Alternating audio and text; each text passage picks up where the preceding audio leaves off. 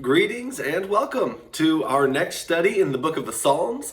As I mentioned last week, we're going to start studying some of the collections of the Psalms, meaning we're not focusing on one psalm in particular, but we're looking at some of the groupings that they have been put into. Last week we studied what's called the Hallel Psalms.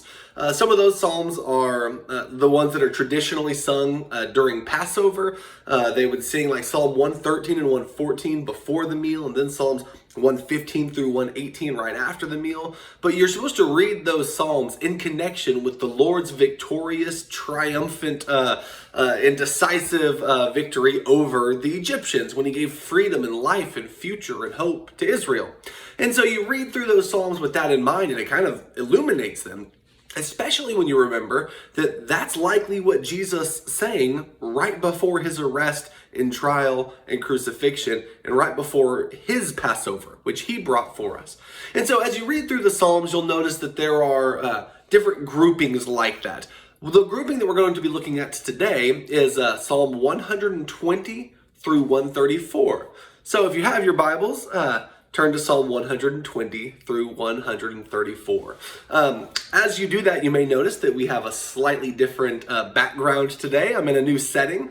Basically, our kids both got kind of sick last night, and so we're checking on them this morning, and so I was just going to make the video from here so we could make sure that they're doing all right. But Psalm 120, if you get there, and if you look at verse 1, and then you look right above verse 1, you'll see something interesting. It'll say, a song of ascents. A song of ascents. An ascent is going up. And so this is some sort of song that leads you up. If you look at the beginning of Psalm 121, it'll also say, a song of ascents. Psalm 122, it says, a song of ascents of David. And so this is a song of ascent, but it is a song that is attributed to David. You'll see a couple of them are attributed to people. Most of them are anonymous, but a couple of them will have an attribution there. Psalm 123, a song of ascent. Psalm 124, a song of ascents of David. That's another one attributed to David. 125, a song of ascents. 126, a song of ascents. 127 is interesting, a song of ascents of Solomon. So here's one that's accredited or attributed to Solomon, the son of David, which puts it right in line with the wisdom tradition of like Proverbs and Songs of Solomon. This is another Song of Solomon. It's a song of ascent of Solomon. Psalm 128 is a song of ascent, 129 a song of ascent, 130, 131 is a song of ascent of David, and then 132 and 133 are songs of ascents, but 133 is also attributed to David, and then it ends with Psalm 134. And then if you look at the beginning of Psalm 135, it doesn't say that anymore. So what it is basically you have 15 psalms, and these 15 psalms are all in the same, they're all grouped together, Psalm 120 through 134, and they're all called the Songs of Ascent. So the question then becomes, why are these called that and the other ones aren't? What's different about these psalms? Why did they become grouped together? Why were they categorized this way? And it's the type of thing where you're pretty certain whoever did this knew what they were talking about. But we, thousands of years later, looking back at it, we don't have an explanation given to us. What does it mean? A song of going up. And so if you look throughout church history, and if you look at different commentaries, you'll see some different speculations as to why these are grouped together and what these songs mean. For example, the early church father Augustine, as I usually call him Augustine, but he suggests that the songs of ascent are more of like a spiritual ascent. They're songs that bring you closer to God, that lift you up. And if you read through them, that's true. They are psalms that can lift you up and bring you closer to God. There's a lot of encouragement and wonderful ideas here. John Calvin suggested that it's merely a musical note. It's a raise in pitch in the melody and in the music of the psalm, which we don't know how they were played exactly. So that's speculation, but that's kind of his thought about it.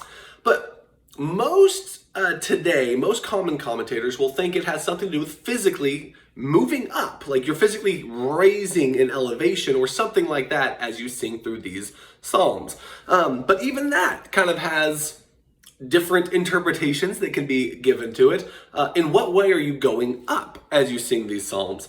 So if you look at the Mishnah, you have the Mishnah is like the oral traditions of the Jews that were recorded. And basically, they were oral traditions, but they were eventually written down. And there's a collection of all of these oral traditions from like the time of Jesus and before to about 200 AD. And they've been written down and collected, and we have that collection. And so we like when Jesus is condemned and his disciples are for not washing their hands. If you were to read through the law of Moses, you don't really get anything about hand washing before meals. Where are they getting that from? Well, those are some of the oral traditions. And if you look at the Mishnah, there's all kinds of tradition in there about proper washing rituals. And so you can learn a lot about Jewish customs and culture by looking at the Mishnah. One of the things that the Mishnah talks about is some of the celebrations that would take place during the Feast of Booths, or the Feast of Tabernacles. Jesus attended the Feast of Booths and the Feast of Tabernacles. Well, what was that like? Well, you can read the Mishnah, and there's a whole section on it. It'll tell you a lot of the things that were done. Some of the things that were done dealt with celebrations with water, and there are celebrations of a lot of different things. But notice one of the sentences. I'm going to read. It's a paragraph from the Mishnah, but I want you to notice it talks about these songs of ascent in the Mishnah, and it talks about one of the ways that they were sung. So listen to this. This is talking about at the Feast of Booths. The pious and the men of action would dance before the people who attended the celebration with flaming torches that they would juggle in their hands, and they would say before them passages of songs to praise God. And the Levites would play on lyres and harps and cymbals and trumpets and countless other musical instruments. And the musicians would stand on, notice this, the 15 stairs that descend from the Israelites' courtyard to the women's courtyard, corresponding to the 15 songs of the ascents in the Psalms, i.e. chapters 120 through 134, and upon which the Levites stand with musical instruments and recite their song. So here's what the Mishnah says about it. It says that you have this wild celebration going on. You have people juggling fire, and you have people singing all of these praises to God and dancing and all of the instruments and all of this like celebration and pageantry. But if you count the steps from the courtyard of Israel to the courtyard of women there at the temple, there's 15 of them. And what the Levites would do is they would stand on those 15 steps, and each one of them would represent, as you walk up the steps, they would each represent the next psalm in the Psalms of Ascent. And so in that, it's a physical elevation, it's a physical ascent, but it's related directly to the temple. And that seems to be one of the ways in which these psalms were sung, and one of the ways in which the Israelites celebrated them. One of the ways that they ascend is there at the temple on these 15 steps. Each one represents one of these psalms. That's an interesting thought, and it does seem to have some historical referent that Israel did that. But there are other thoughts that people have as well. That might not be the only connection, and that might be something that they did after these psalms were written. These psalms were probably written long before those events took place. And so one of the ideas is you read through the psalms, you'll see, it seems from time to time that there is a connection to leaving a foreign land and leaving your enemies and returning to the temple of God and returning to the people of God. You'll see that idea pop up from time to time throughout the Psalms. And so some have suggested maybe as you leave Babylon and you travel to Mount Zion, that's going to be an important idea, Mount Zion. As you travel up in elevation, that return home from captivity, they would sing these songs of ascent, and they would remember Babylon in their captivity, and then they would remember their salvation there at Jerusalem as they ascended up to Jerusalem. And that's a thought that some people have, and some of the Psalms will make you think that. The thought that we're probably going to stick with, however, more than any of the others throughout this study, will be that this is one of the songs, or one of the collections of songs that would be sung as the Israelites would pilgrimage to Jerusalem for various feast days. So they live far away from Jerusalem. Some of them even live in Gentile land. But then as Passover begins, or the Feast of Booths begins, or these different celebrations, Yom Kippur, they would make their way to Jerusalem, And as they did, they would ascend because Jerusalem is higher in elevation than most of the areas around it. They would ascend and they would see the hills in the distance. We'll see reference to that. They would see Mount Zion with the Temple Mount. And they would go there and they would, as they traveled, remember and sing and celebrate the Lord with these psalms. And so we're going to kind of have that idea in mind of being far away from the temple, but drawing near to the temple. I want to give you just one of the quick reasons why I think you can see that as you go through the Psalms. Look at Psalm 120, which is the first song of ascent. And just notice the setting of this song. Psalm 120, verse 1.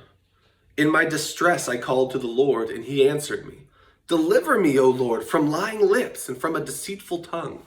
So he seems to be in danger, he's in need of deliverance, and there seems to be a falsehood that's surrounding him. Maybe people are falsely accusing him of something. And so he's crying out to the Lord to deliver him.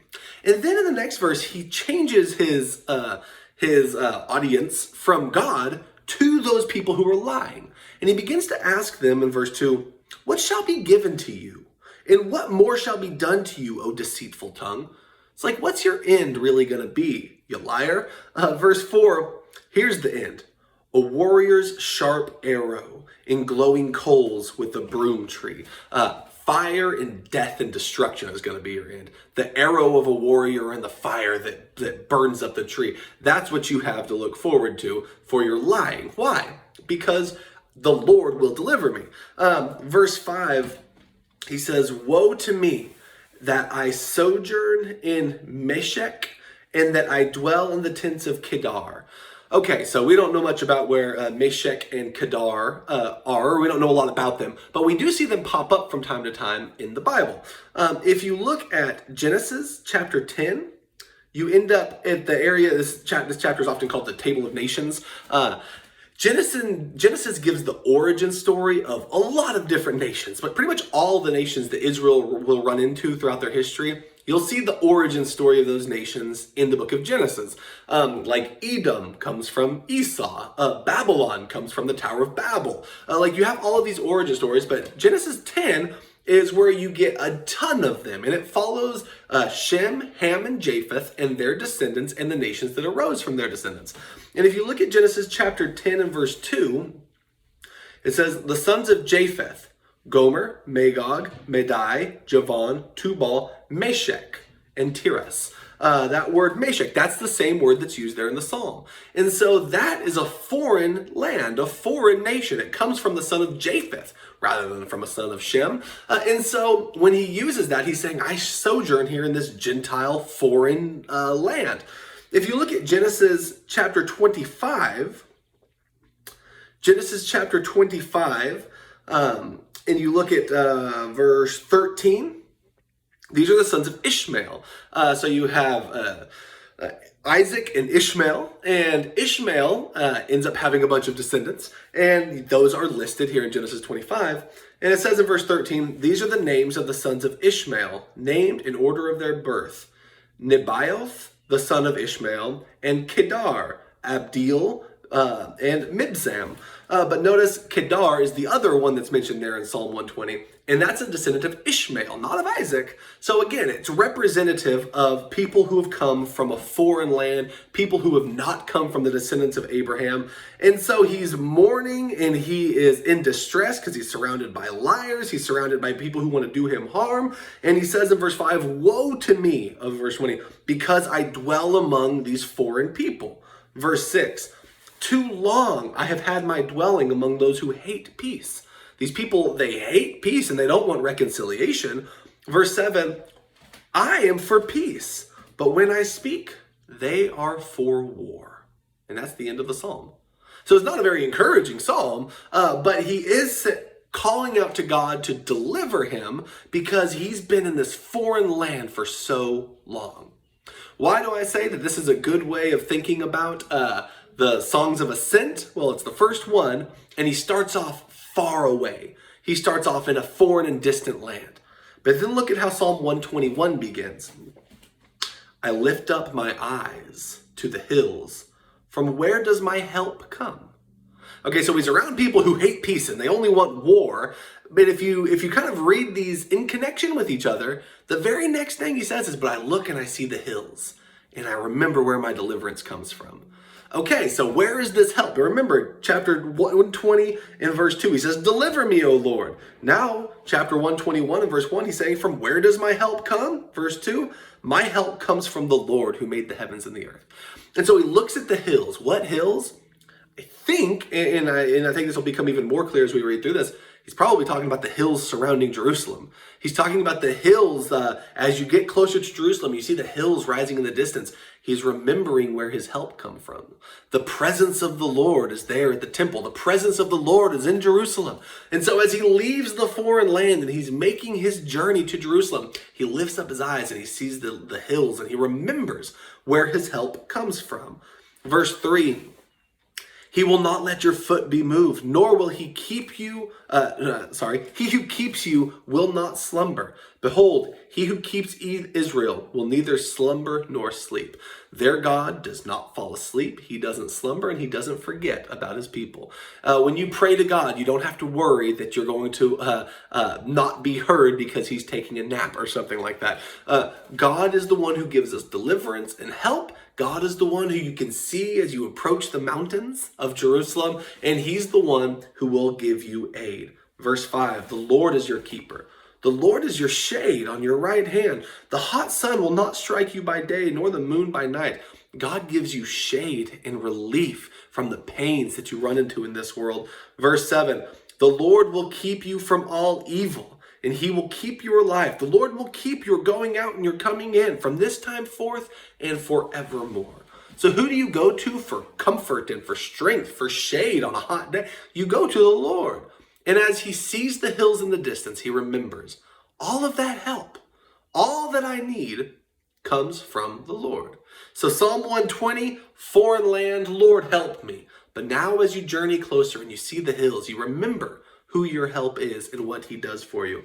Then Psalm 122, and this one is kind of a clincher. You can see, you can clearly see this psalm is about the arrival there at the temple. He says in verse 1, I was glad when they said to me, let us go into the house of the Lord.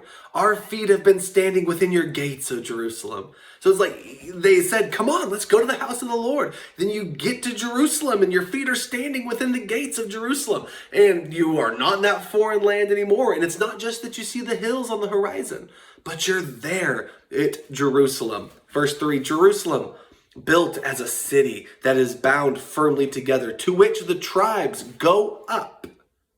Notice that. To which the tribes of Israel, they go up to Jerusalem. They ascend to Jerusalem. The songs of ascent. And so all the tribes, they go up to Jerusalem, to this strong city, and they go to the house of the Lord, which is there. So you have all of these houses in all of these foreign lands. And then you have houses that are built in Jerusalem. But what's the Lord's house? What house is God's? Well, God's house is the temple. And so they say, actually come to the house of God. You're being invited there. That's where the celebration will take place. It says in verse 4, to which the tribes go up, the tribes of the Lord, as was decreed for Israel. And they go up there to give thanks to the name of the Lord.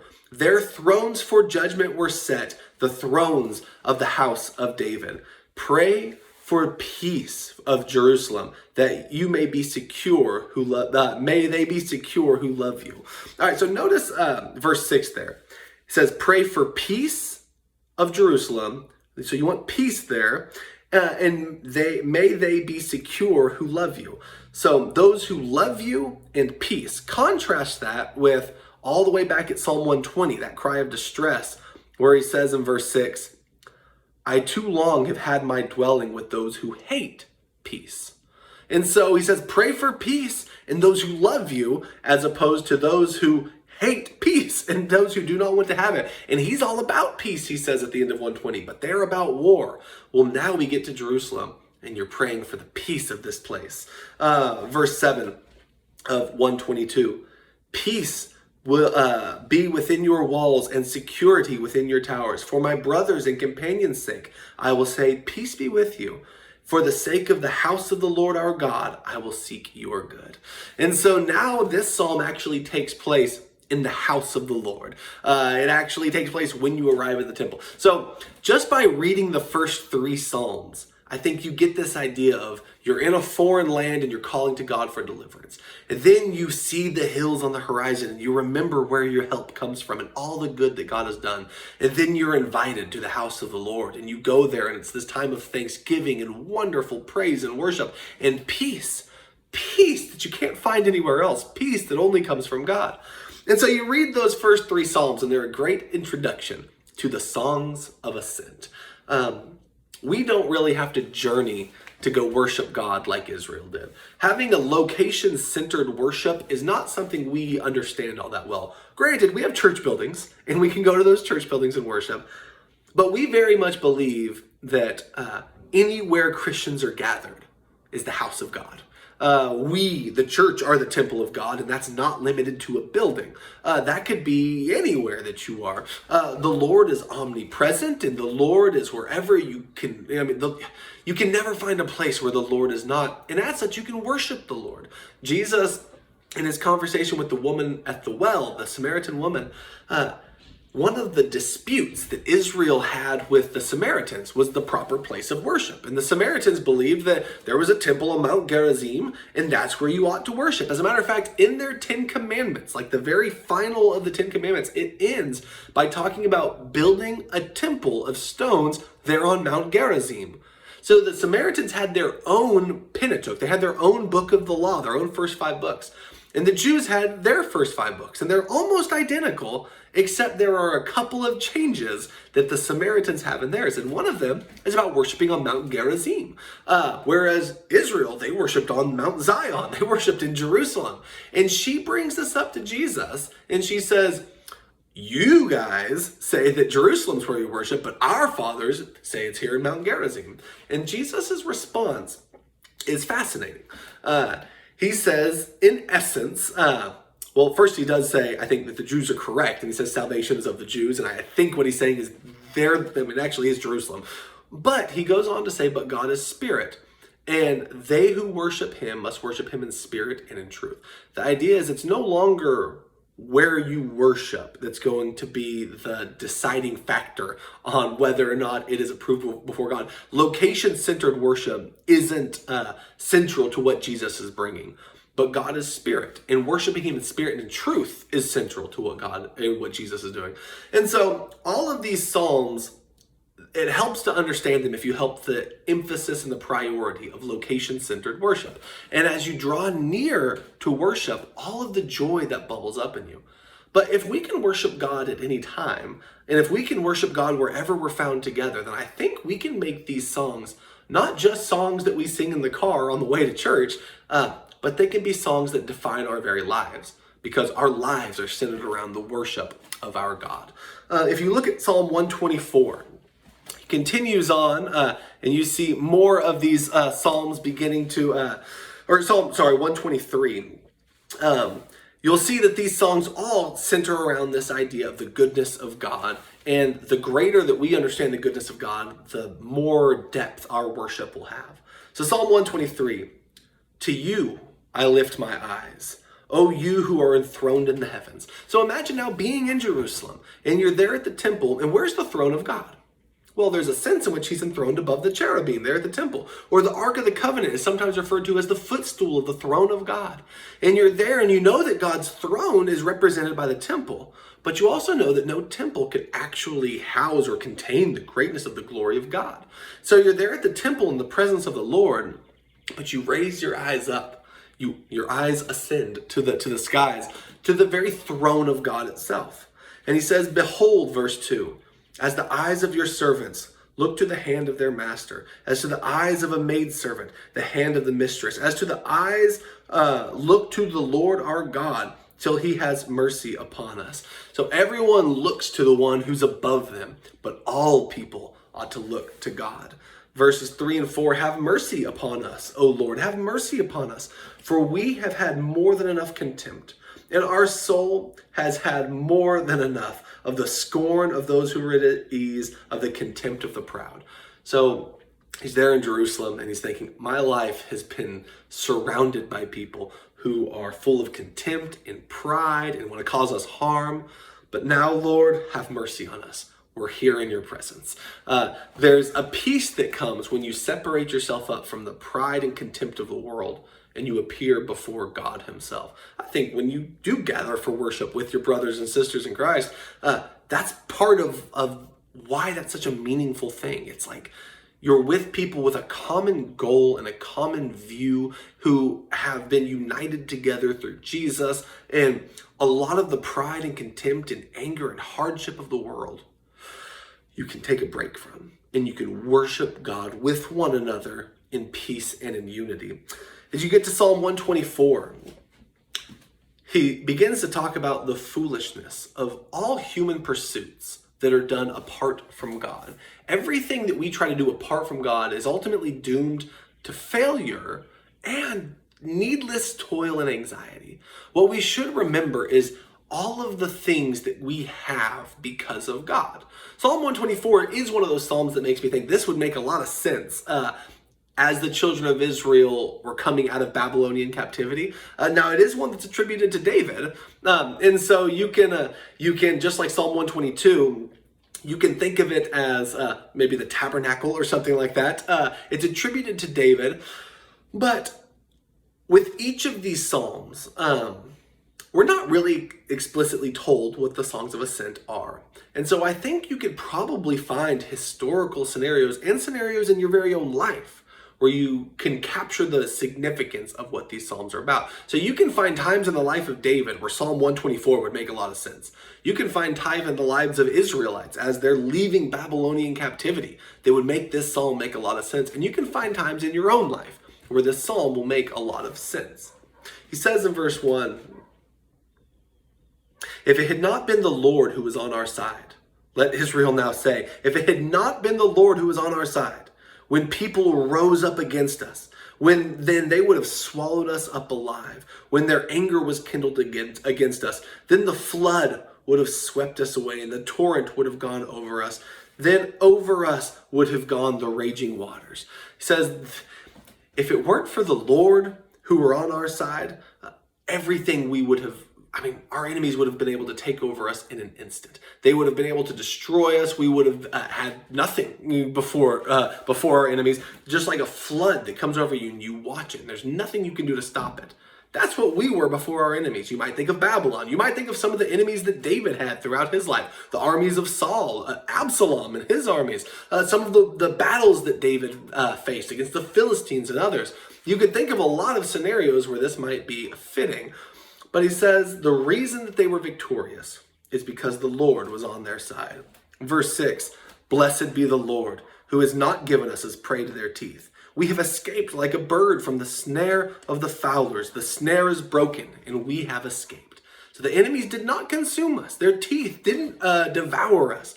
Verse 8, "Our help is in the name of the Lord, who made heaven and earth." So where does our help come from? It comes from the Lord. Kind of like Psalm 121 and verse 2. "My help comes from the Lord who made heaven and earth." That's how Psalm 124 and verse 8 ends. Our help is in the name of the Lord who made the heavens and the earth.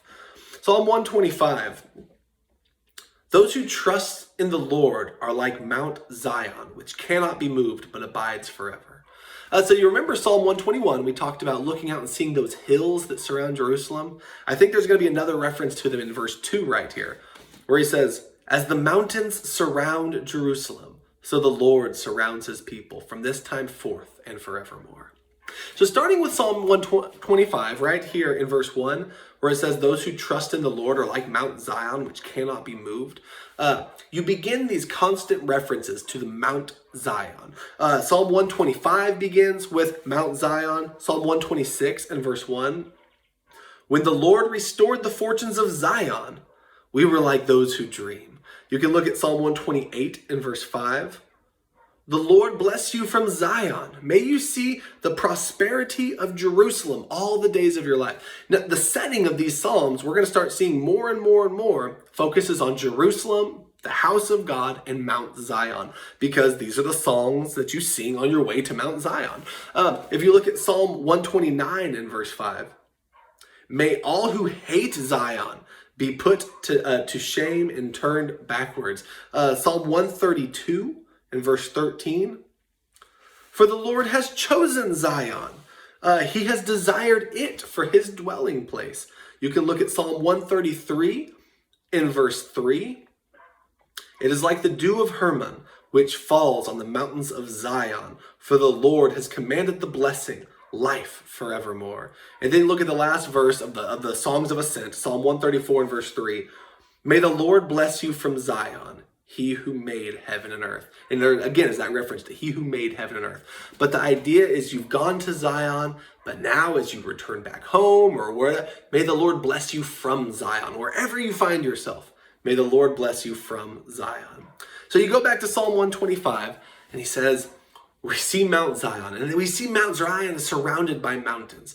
And just like those mountains surround Zion, so the Lord surrounds us. We have become like Zion, which cannot be moved or shaken or destroyed, and the Lord surrounds us with his protective presence. Verse 3, for the scepter of the wicked shall not rest on the land allotted to the righteous, lest the righteous stretch out their hands to do wrong. So you have all these foreign kings, these who hold their scepters of wickedness. And he's saying the scepter of wickedness isn't going to rule in Jerusalem. The Lord is the one who's going to rule in Jerusalem. And the Lord, verse 4, will do good. He actually calls upon the Lord. Do good, O Lord, to those who are good, to those who are upright in their hearts, but to those who turn aside to crooked ways. The Lord will lead away the evildoers. Peace be upon Israel. So it's a call not to have wicked rulers, but to have the Lord as the ruler. And not to have people doing wicked things, but to have them led away so that within Zion and within Israel, there would be peace, that there would be goodness. 126 says, when the Lord restored the fortunes of Zion, we were like those who dream. So 126 is going to be a psalm, a prayer of restoration. And again, this is going to be one that makes me think of Babylonian captivity a little bit, but it could also make you think of the Exodus. It can make you think of a number of scenarios throughout the history of the people of Israel where they are praying for restoration from God. He has restored them before, let him restore them again. Verse 2, then our mouth was filled with laughter and our tongue with shouts of joy. When God restored them, whether from Babylon or whether from Egypt or whatever scenario you're thinking of, their mouths became filled with laughter and their tongues with shouts of joy. And they said among the Gentiles or among the nations, the Lord has done great things for them. So all the nations and the Gentiles are saying, man, the Lord has done incredible things for them. That did happen with Egypt. If you remember, by the time they get to Jericho, Rahab is well aware of what the Lord had done for the children of Israel. So verse 3, he says, the Lord has done great things for us. We are glad. So if you're going to go worship the Lord in Jerusalem, it's important to remember the great things that the Lord has done. But it's also important to remember the great things the Lord can still do. So he has blessed them and he turned their mourning into joy. But now he's going to ask God to do it again in verse 4. Restore our fortunes, O Lord, like the streams of the Negev. Those who sow in tears will reap with shouts of joy. So your tears are what hit the soil, but what grows up from it are shouts of joy. Verse 6, he who goes about weeping, bearing the seed for sowing, shall come home with shouts of joy, bringing his sheaves with him. This idea that God can take your mourning and your sorrow and your pain and turn it into joy is actually a common idea throughout the Bible. It's a beautiful image you see pop up. Jesus discusses his death and resurrection with his disciples in John 16 by saying that your mourning will be turned into joy. He describes it like a mother who's giving birth to a child who she's in so much pain and agony as she's in the birth. Like she's in grief and pain and it hurts and it's horrible. But then what happens when she's holding her newborn baby? It turns into joy.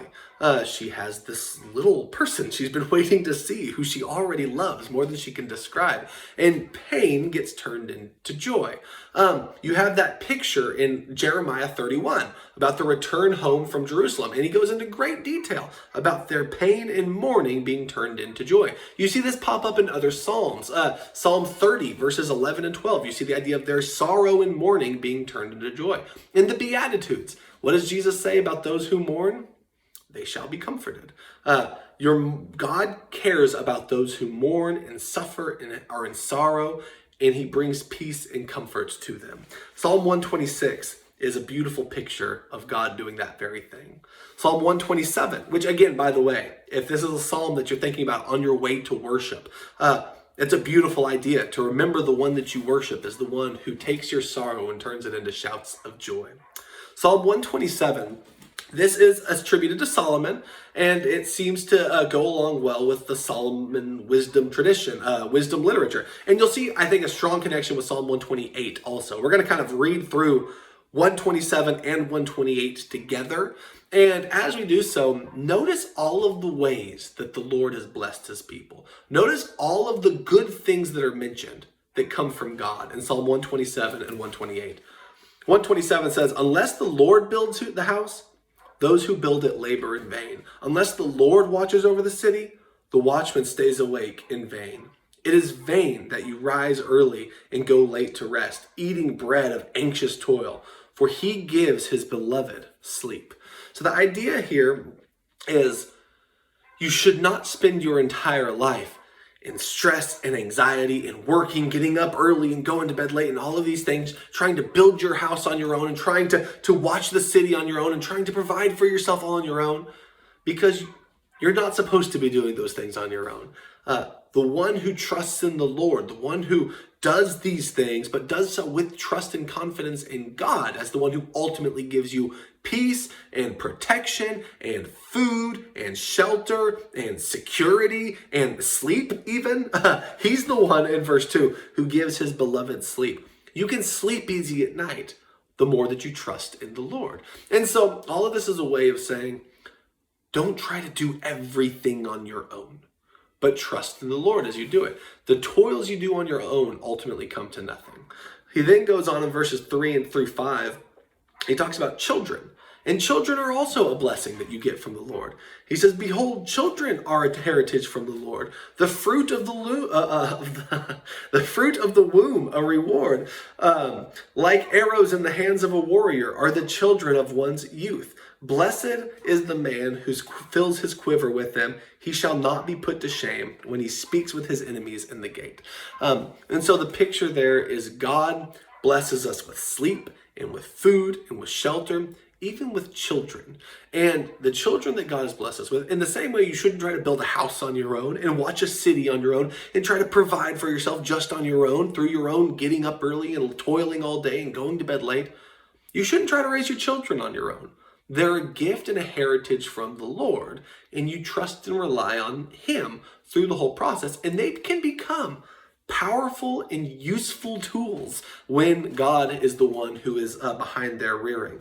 But if you continue into 128, remember this is the Solomon tradition. If you read 128 as a connected psalm to 127, he continues to talk about the blessing you have of family from God. You have children, and then he'll talk about your wives, and he'll talk about your other sons and daughters. But he'll talk about all of these things that are blessings to the one who fears the Lord. So verse 1, blessed is everyone who fears the Lord and walks in his ways. So that idea of the fear of the Lord is the beginning of knowledge is like the key idea of the Proverbs and of the wisdom tradition of Solomon. And you see it begin this psalm right here. Verse 2, you shall eat the fruit of the labor of your hands. You shall be blessed, and it shall be well with you. Your wife. And so he's going to talk about the things that God has given us, the fruit that comes from the labor of your hands. Remember, not because of your own labor, because you're trusting in the Lord.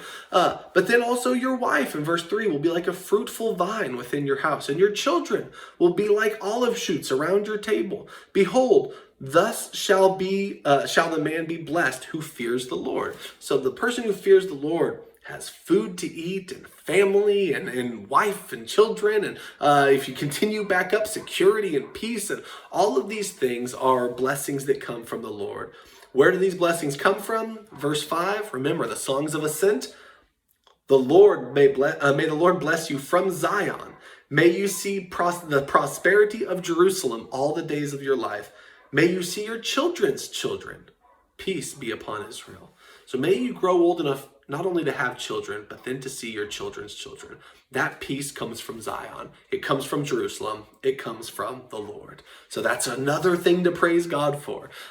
If you have a family for which you are thankful and which you love, bring that idea of praise with you when you go to God.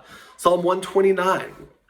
This is a prayer of thanksgiving, largely because God has rescued from enemies. It does seem to end with some imprecatory, basically saying God has protected me from my enemies in the past and made the enemies of my future be aware of what our God can do. But verse 1, greatly have they afflicted me from my youth. Let Israel now say, greatly they have afflicted me from my youth. We saw a psalm earlier begin with that same formulation where he says it and then he says, now let all of Israel say this. And then it repeats it. And he says, yet they have not prevailed over me. So even from my youth, these enemies have afflicted me, but they have not prevailed. And the plowers plowed upon my back, and they made along their furrows. But the Lord is righteous, and he has cut the cords of the wicked. So they were plowing on my back and making me miserable, but the Lord cut their cords. The Lord freed me from these enemies. Now verse 5. May all who hate Zion, those are the enemies, may they be put to shame and turned backwards. So we're in Zion now to worship and praise God, but we still live in a world where a lot of people hate Zion. So may they be put to shame in their hatred. He says, let them be like the grass on the housetops, which withers before it grows, so you don't get the shelter that you need. Verse 7, with which the reaper does not fill his hand, nor the binder of sheaves his arm, so that they don't have enough to harvest and to reap and to bind up. Verse 8, nor do those who pass by say, the blessing of the Lord be upon you. We bless you in the name of the Lord. In those lands where those types of things aren't said, may they suffer the consequences of not having the Lord. Psalm 130. Out of the depths I cry to you, O Lord. O Lord, hear my voice. Let your ears be attentive to the voice of my pleas for mercy. For you, O Lord, should mark iniquities. If you, O Lord, should mark iniquities, O Lord, who could stand? But with you there is forgiveness, that you may be feared. So here in this psalm, he's going to be talking about the fact that he has sinned, and there's suffering and consequences that come from that. But he has a Lord who he knows forgives. So if you're trying to think of reasons to praise God on your way to Jerusalem, you could think of the blessings you have of family. You can think of protection you have from enemies. You can think of the redemption that God has given you in the past. You can think of future blessings that you know are in store. And you can think of the forgiveness that God has. We serve a God who forgives. So verse 4, but with you there is forgiveness, that you may be feared. We respect and fear and revere God because he's a God who loves and forgives. I wait for the Lord. My soul waits, and in my word I hope. My soul waits for the Lord, more than a watchman for the morning, more than a watchman for the morning. O Israel, hope in the Lord. For with the Lord there is steadfast love, and with him is plentiful redemption. He will redeem Israel from all his iniquities. So I think, again, this is a psalm that would make sense in light of a Babylonian return, where you have people who are... Israel has sinned, but the Lord will forgive and the Lord will redeem Israel. But I think you could also say that of any time in the life of Israel. You could say that any time in your life also. We're constantly relying upon the forgiveness of God. And the forgiveness of God comes, verse 7, because the Lord has steadfast love. That is the key word all the way back from Exodus 34, verses 6 and 7, where it says, he maintains steadfast love for thousands. He forgives iniquity, transgression, and sin. God's steadfast love always abides. And so because of that, you can always hope in the forgiveness of the Lord. And that is another thing to remember as you go to praise God. 131. O Lord, my heart is not lifted up. That word lifted up right there would be ascent. My heart did not ascend. So these are the songs of ascent, but my heart did not ascend. My eyes were not raised too high. Those are both expressions that deal with humility. He's not lifting up his heart and lifting up his eyes as though he can look above the heads of everyone else, as though he can look down on people. The idea is he's not trying to live his life with pride and arrogance as though he's greater and higher and more mighty than everyone. He says in verse 1, he continues, I do not occupy myself with things too great and too marvelous for me. So he doesn't spend his whole life striving after things that which he cannot attain. This is a psalm attributed to David, and it's interesting to think about perhaps the humility of David, especially earlier in his life and in his reign, where he didn't even think he was worthy to be king. You see, towards the end of his reign, he does end up behaving arrogantly. He does end up reaching out for things like Bathsheba that were not his to reach out for. But early you see this type of attitude of humility in the life of David. And that is key to our understanding and our walk with God. He says though in verses 3 and 4, but I have calmed and quieted my soul. Like a weaned child with its mother, like a weaned child, my soul is my soul within me. O Israel, hope in the Lord, this time forth and forevermore. So you have the child before they've been weaned who's constantly, frustrated and trying to get more and trying to get, and there's squirming and they're crying and fussing and all that stuff. But the child who's been weaned can lay there with his mother without fussing, and they don't always, but they can. And that's the image that he's saying is he's become calm and quiet like a child who's there with his mother being held. Why? Because he's not always striving after other types of things. He's not always striving after the milk, or he's not always striving after more and more pride and arrogance and more respect and more possessions and all of these other things. But no, he's calm, he's quieted, he's content. Then Psalm 132 is the longest psalm in this section, but it deals with the temple itself and God choosing the temple and God's choice of Jerusalem, his choice of Zion to be his special dwelling place where he will rest. Verse 1, remember, O Lord, in David's favor, all the hardships he endured and how he swore to the Lord and vowed to the mighty one of Jacob, I will not enter my house or go into my bed, nor will I give sleep to my eyes, nor slumber to my eyelids, until I find a place for the Lord, a dwelling place for the mighty one of Jacob. So he's saying, remember David, how much he longed to choose a place for the Lord. He put it above sleep and above everything else. Verse 6, behold, we heard of it from Ephrathah. We found it in the fields of Jaar. But let us go to his dwelling place. Let us worship at his footstool. Ephrathah would be connected to Bethlehem, the city of David. And he's saying he's heard it even from the youngest days. They want to find a dwelling place so that could be the footstool of God. Because his throne is in the heavens, but his feet reach all the way down to a place on earth. So there's a place where heaven and earth meet. And where's that going to be? Verse 8.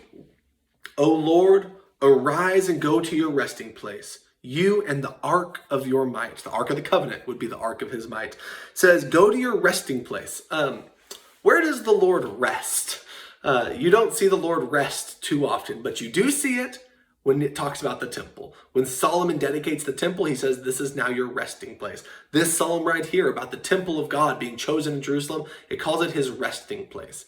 And that's the language that's used for when God finishes the creation. Back in Genesis chapter 2, verses 2 through 4, you have there the idea of the Lord resting. And there's a lot of imagery in the creation account that connects it to temple language and temple imagery. And that's just another one of those clues right there. But the idea in verse 9 is, then all of those who are serving God, let the priests be clothed with righteousness. And let your saints shout for joy. And let for the sake of your servant David, do not turn your face away from your anointed one. Verse 11, the Lord swore to David a sure oath from which he will not turn back. One of the sons of your body I will set on the throne. You might think of Solomon, but then Solomon's son, and you can go down the line. And for us Christians, we think of ultimately the son of David who sits on the throne forever is Jesus himself. But he says, verse 12, if your sons keep my covenant and my testimonies that I shall teach them, their sons also forever shall sit on your throne. So the Lord has promised that if they are faithful, that they will sit on the throne for all days. Verse 13, for the Lord has chosen Zion. So that's where we find out all of this is taking place. Where the throne's going to be, where the king's going to be, where God's resting place and dwelling place is going to be, where all of that he promised David and all that David was looking for, he chose Zion as his desired dwelling place. Verse 14, this is my resting place forever. Here I will dwell, for I have desired it. Now the Lord is the one who's speaking. He says in verse 15, I will abundantly bless her provisions. I will satisfy her poor with bread. Her priests I will clothe with salvation, and her saints I will shout for joy. I will make a horn to sprout for David, and I have prepared a lamp for my anointed. His enemies I will clothe with shame, but on him I will crown, and his crown will shine. So God will bless David and his descendants. And then we'll read 133 and 134. Again, the blessing of David, that this is the very place that God resides in 132, is reason to worship him as you make your way to Jerusalem. Now verses Psalm 133 and 134. Behold how good and pleasant it is when brothers dwell in unity. It is like the precious oil on the head running down on the beard of Aaron, running down on the collar of his robes. There's so much oil up there, which is seen as a blessing from God. It's just running all the way down the face, onto the beard, onto the robes. You have more than you could ever need. Like Psalm 23, you have anointed my cup with my head with oil. My cup overflows. Now the oil's overflowing as it runs down the face. He says the beauty and the comfort that comes from that is like the beauty and comfort that comes when brothers can actually dwell together in unity. By brothers, I don't think he's just talking about members of the same household from one father either. I think he's talking about Israelites. And I think as a church, we can definitely see the connection between this psalm and us as brothers and sisters in Christ. There's something beautiful that comes from uniting with one another. It's like the dew of Hermon, which falls on the mountain of Zion. For there the Lord has commanded the blessing, life forevermore. So that like the unity of brothers is like oil covering the head. It's like the dew that saturates the mountain. It's the blessing that comes from God. It's life forevermore. Then 134. So come. This is the invitation to worship God. Come, bless the Lord, all you servants of the Lord, who stand by night in the house of the Lord. Talking about like all the priests and the Levites and all the people. He says, you're here at the house of the Lord, and so let's come. In verse 2, let's lift up your hands to the holy place and bless the Lord. So these are the songs of ascent that you sing as you travel to go worship God. He's saying, so let's do it. Let's worship God now. May the Lord bless you from Zion, he who made heaven and earth. And that's the conclusion of the songs of ascent. I think as you read through those, you can find so many reasons to love, to thank, to praise, and to worship God. It's a way of setting your mind right before you arrive to give God the worship that he deserves. I think maybe setting some time aside to remember the goodness of God, to remember the goodness of God seen in creation and in our family and in our protection and in our possessions and in all the things that he has done for us, in the fact that he's given us salvation. And all of that are things to get your hearts and your minds prepared for the worship of our God. Those are the songs of ascent. They prepare you to ascend on high to be with God. I hope that it was a blessing to you. I love you, and may the love of God be with you.